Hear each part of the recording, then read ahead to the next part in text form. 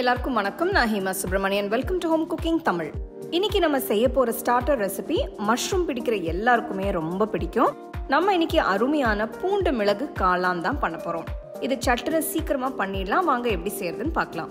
ஒரு அகலமான கடாயில 2 டீஸ்பூன் எண்ணெய், 4 கியூப்ஸ் உப்பு சேர்க்காத வெண்ணெயும் எடுத்துக்கலாம். வெண்ணெய் உருகுனதும் பொடுசா நறுக்குன 2 வெங்காயம் சேர்த்து நல்லா வதக்குங்க.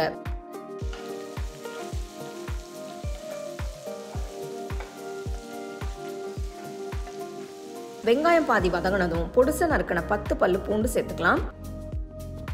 உங்களுக்கு பூண்டு பிடிக்கும்னா நீங்க இன்னும் கொஞ்சம் கூட சேர்த்துக்கலாம், ரொம்ப நல்லா இருக்கும். அடுத்து 1 டீஸ்பூன் மிளகு, 3 பல்லு பூண்டு சேர்த்து கொஞ்சம் கொரகொரப்பா இடிச்சுக்கலாம்.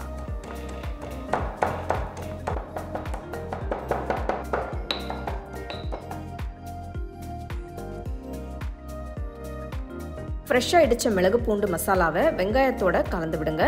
இது சேர்த்ததுமே பூண்டு வாசனை நல்லா வருது. இந்த ரெசிபிக்கு நான் 1/2 கிலோ அளவுக்கு பட்டன் காளான் வாங்கியிருக்கேன். காளானை 2-3 தடவை நல்லா சுத்தமாக க்ளீனாக கழுவி எடுத்துக்கலாம். இந்த காளானை நறுக்க தேவையில்லை, அப்படியே யூஸ் பண்ணிக்கலாம். க்ளீன் பண்ண காளானை அப்படியே கடாயில் சேர்த்துடலாம். உங்களுக்கு ரொம்ப பெருசா இருக்கிற மாதிரி இருந்ததுன்னா நீங்க பாதியா நறுக்கி கூட சேர்த்துக்கலாம். நல்லா கலந்து விட்டு காளான் நல்ல வெங்காயம் பூண்டு கூட சேர்த்து நல்லா வதங்கட்டும். இது ரொம்ப ஈஸியான ஒரு ரெசிபி. ஈஸியா 1/2 மணி நேரத்துல செஞ்சிடலாம். நான் நிறைய காளான் ரெசிபி செஞ்சிருக்கேன். அந்த லிங்க்ஸ் எல்லாமே இந்த டிஸ்கிரிப்ஷன்ல தரேன், கண்டிப்பா ட்ரை பண்ணி பாருங்க. காளான் ஒரு 2-3 நிமிஷம் நல்லா வதங்கட்டும். ஸ்டோவை லோ ஃப்ளேம்லயே வச்சு கலந்து விட்டுட்டே இருங்க. அடுத்து இதுல 1 டீஸ்பூன் உப்பு, 1/2 டீஸ்பூன் மிளகுத்தூள், 1 teaspoon chilli flakes, 1 teaspoon soya sauce சேர்த்து நல்லா கலந்து விடுங்க. உப்பு சேர்த்ததும் காளான் கொஞ்சம் தண்ணி விடும். அப்படியே மீடியம் ஃப்ளேம்லயே வச்சு வேக விடுங்க.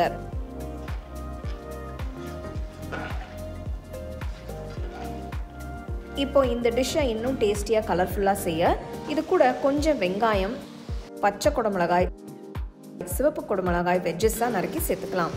காயெல்லாம் கொஞ்சம் கிரன்ச்சியாக இருந்தால் நல்லாயிருக்கும். பாருங்கள், பார்க்க எவ்வளோ கலர்ஃபுல்லாக எவ்வளோ டெம்ப்டிங்காக இருக்குன்னு.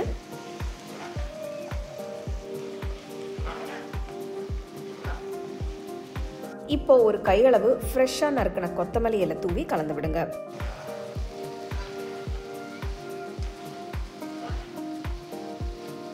அவ்வளோதாங்க, ரொம்பவே டேஸ்டியான இந்த பூண்டு மிளகாய் காளான் தயாராகிடுச்சு.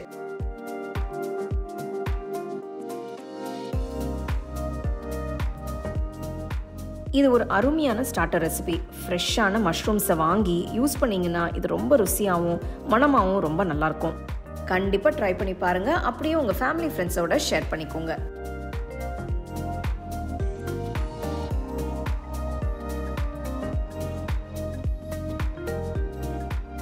உங்களுக்கு இந்த ரெசிபி பிடிச்சிருந்தா லைக் பண்ணி ஷேர் பண்ணி ஹோம் குக்கிங் தமிழ் சேனலுக்கு சப்ஸ்கிரைப் பண்ணுங்கள். மறக்காமல் பெல் ஐக்கானை கிளிக் பண்ணுங்கள்.